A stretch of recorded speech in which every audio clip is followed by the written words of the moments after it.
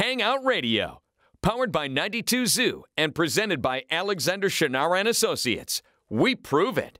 And sponsored by Jenny King, GMFS Mortgage, Janino's Pizza, and Dias Construction and Development. Hangout Radio, powered by 92 Zoo. We are backstage live at the Hangout Music Festival 2017. I'm G. Merle, and really excited to welcome these guys onto the bus this afternoon. We have the head and the heart. How you doing, guys? Hello. Hello. Doing great. Well. We're good. With John, Chris, and Kenny, Tyler, and Charity.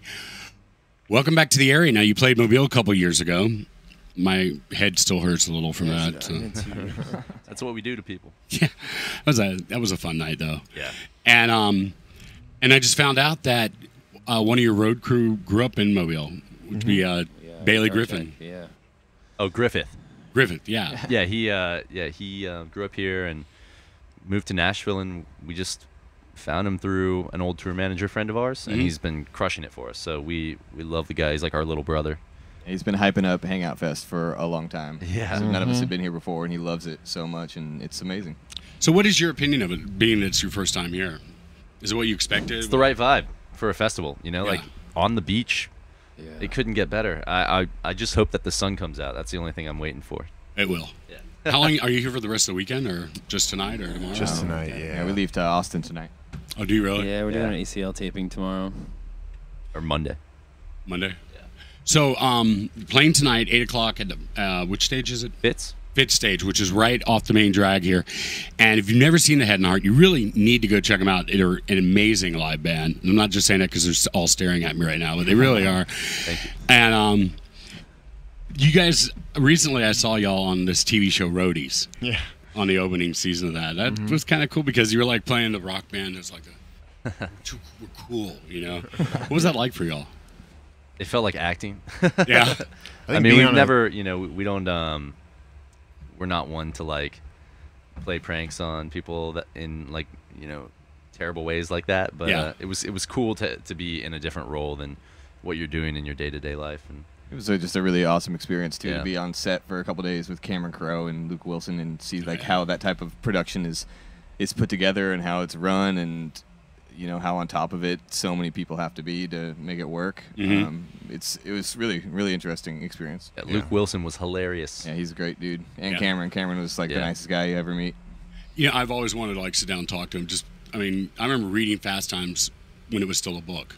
Totally. You know, when he was parading as a student, you know, as going undercover, which is how it all came about. And and then his directing stuff, I mean, from Say Anything all the way up to what he's doing now is just still amazing. And it really, he's so good at mixing music and film, as he did with you guys. And it was a great way to debut at that time, the new single.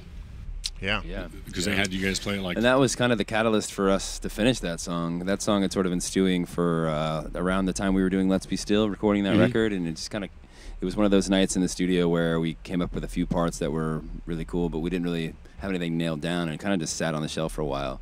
And we got a call hearing about this TV show, and so they did a new song, and it just kind of felt like the right one to finish up for that. So Well, it works. kind of kind of owe that scenario to finishing that song up so fast, I think. Yeah, because we had just started playing it a couple weeks when that show came on. Maybe a couple weeks before that they released it to us. Yeah, it was around the same time. Yeah, and an awesome song. So tonight, what can people expect? Pyrotechnics. Awesome. Just kidding. I think because we've been playing our own shows, you know, going into this, and I think it's always nice to sort of get a sense of, you know, your identity a little bit before you walk into these scenarios, because festivals can be a little intimidating of like, we have to be like, you know, powerhouse band for every single song. And one thing I've been noticing with this band Susto that opened for us and that's playing right now, or just finished, and they're playing tomorrow at 4:30.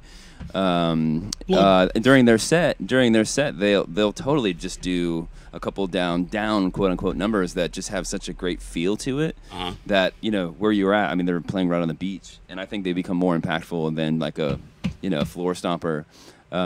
So for me, anyways, I was sort of thinking about that, you know, bringing like our set to this festival and not so much of a kick the door down the whole time, you know, like let it breathe.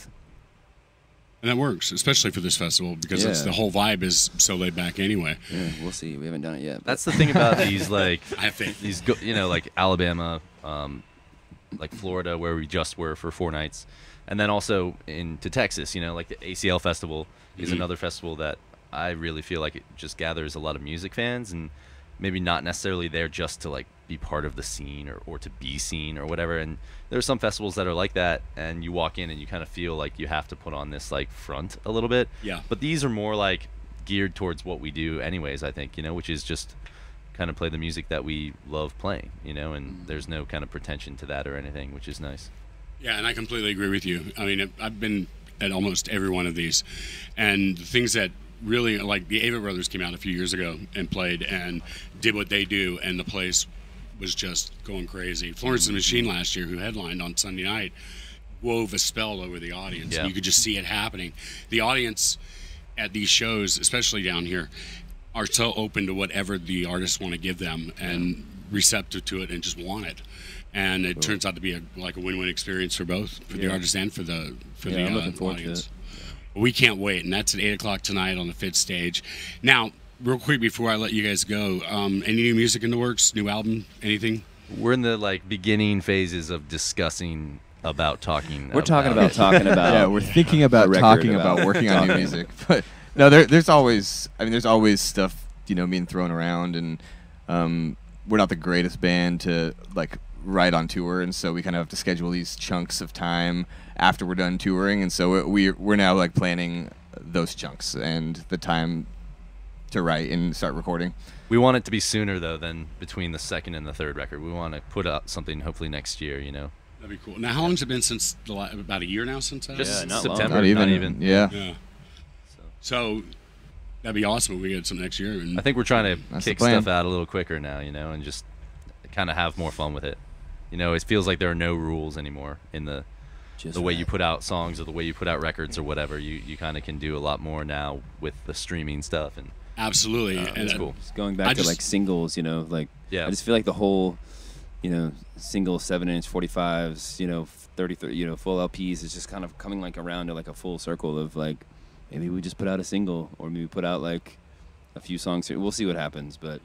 And then, you know, it can add up to a full record down the road or whatever, you know. And when you're putting together your albums, are you do you have in mind like a whole, not concept, but just a flow that you want throughout the process, or is it just this kind of happens? I think it starts to take shape as you're recording the songs. But whenever we're writing, or at least for me anyways, I don't usually have a general vision in mind of like thus far. But that's the fun thing about making records is that you can reinvent yourself every time, if you know. So, but so far, no, I don't. At least myself, I don't really factor that in. But yeah, once you're kind of recording all of them, you can sit back and listen. You start seeing which ones make sense and which ones don't make sense. And I feel like it kind of happens naturally. Like this last record, we spent a chunk of time like writing the songs in California, and that became like a theme that has lasted kind of through the whole record. You know, whether it's, you know, song titles or the feel of the songs or even stage design or whatever. You know, like it can come through early inspirations, but we don't sit down and like have a meeting about it. It just happens. Yeah, it like John said, and Kenny, it's just an organic like growth through the process of making what becomes the eventual album. So it's kind of cool that way. Leave it open. That's awesome. It's the Head and the Heart, one of my favorite bands, and thank you guys for coming on board and hanging with us backstage and hang out this year. Are you going to say, do you have anything to add? Just hanging out. Boom. And with that, you're listening to Hangout Radio 2017, powered by 92 Zoo.